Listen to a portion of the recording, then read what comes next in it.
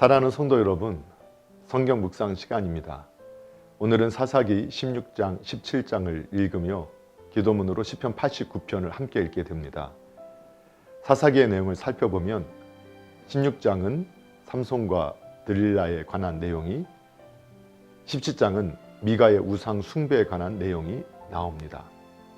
사사기 16장은 13장에서 시작된 삼손 이야기의 마지막 장으로서 삼손은 16장에서 최후의 죽음을 맞이하게 됩니다.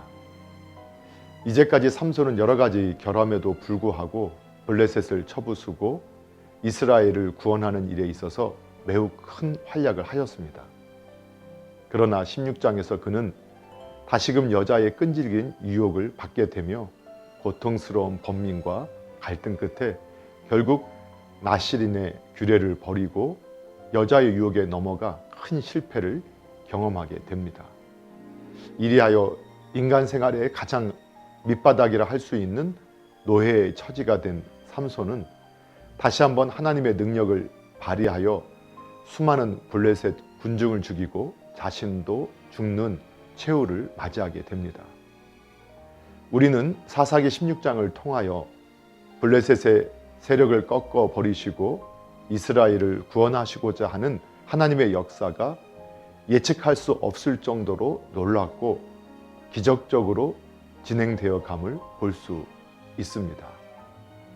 특히 삼손의 최후의 순간을 볼 때 삼손은 하나님께 회개하였을 때 본래의 힘이 회복되어졌음을 볼 수 있게 됩니다. 마찬가지로 죄인이 하나님께 회개할 때 하나님의 형상을 회복하여 그의 영광을 나타낼 수 있게 됩니다. 삼손은 기도로서 자기의 못다한 사명을 마지막 죽음의 순간에 수행할 수 있게 되었습니다.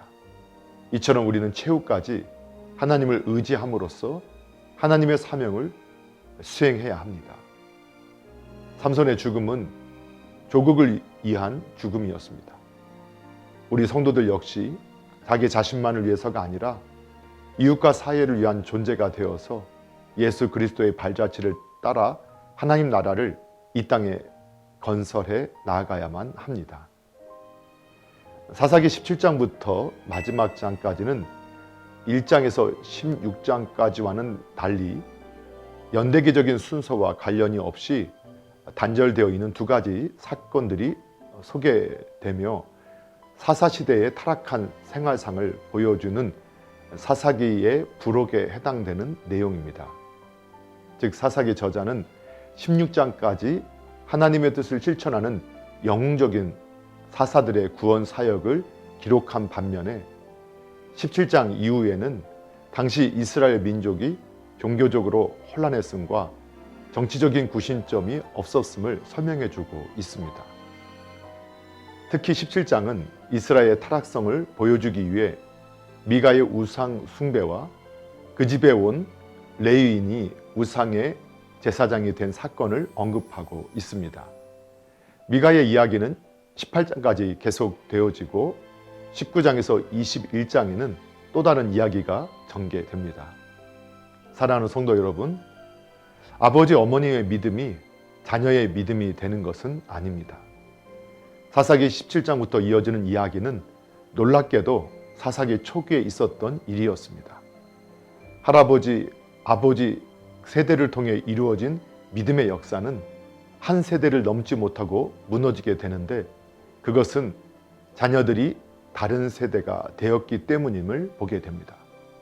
오늘 우리와 우리의 자녀가 같은 믿음으로 하나님의 나라를 세우는 복된 믿음의 가문이 되어지기를 예수님의 이름으로 축복합니다. 할렐루야.